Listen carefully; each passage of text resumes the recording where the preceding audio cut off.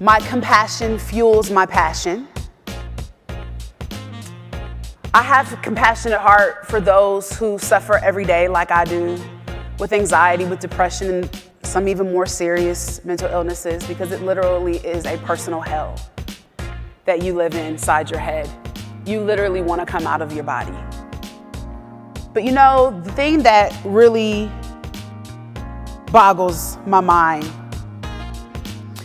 is we are a society and a culture. Go with me and follow me. I'm about to get real deep, real fast, real quick. We are a society and a culture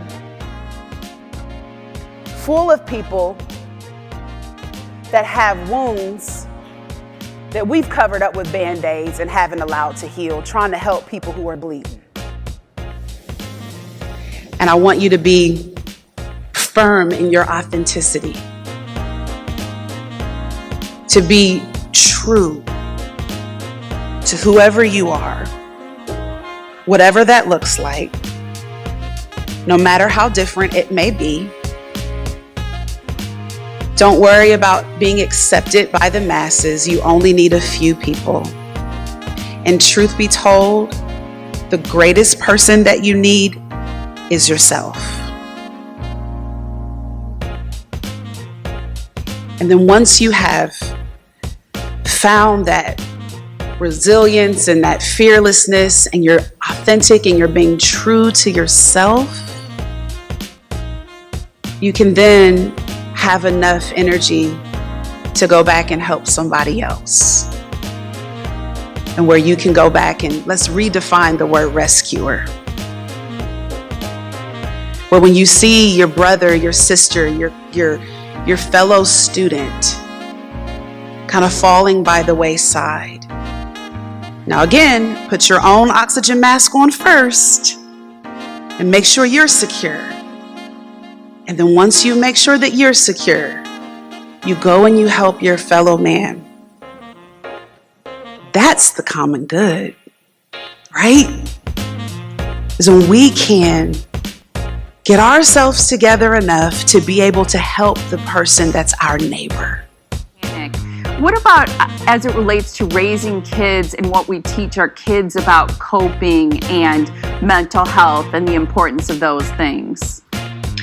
So, I love that question that you just asked, because I think that the earlier that we start to have these conversations, I think that that is what is going to help lessen the stigma surrounding mental health. I think that we're doing, a good job right now, but we could do better. And I think for me, when I first got my diagnosis 4 years ago, I had no intention of hiding any of it from my kids. So I was very age appropriately vocal with them about my struggles, and I would take notice when they were having rough times, during the time that I was diagnosed. Probably 2 years after the initial diagnosis for me, my son started having some struggles in school, and he was bullied, and it caused a lot of anxiety and a lot of depression. And so I was so thankful that I had experienced it just 2 years before him, and I had done so much research in what it looked like in kids that I was actually able to have very educated conversations with him and very vulnerable conversations with him.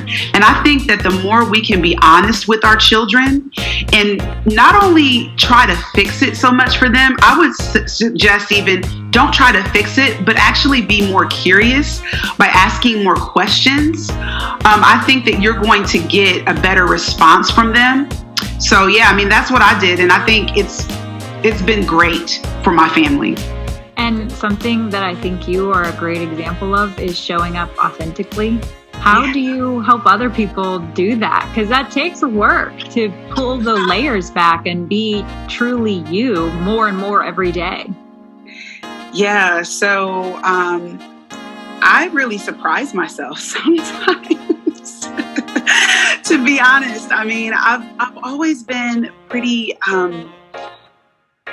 vocal when I felt safe to do so. Mm-hmm. That's just been who I have shown up, or how I've shown up in the world. But I think now more than ever, because we are living in the times that we are living in, I feel like it is more important for me to show up authentically and for me to be myself. Because I feel like sometimes we have the job as trailblazers to lead by example. And so I cannot encourage other young women to show up in the world authentically if I'm not willing to do that myself. So I never, teach above where I'm living.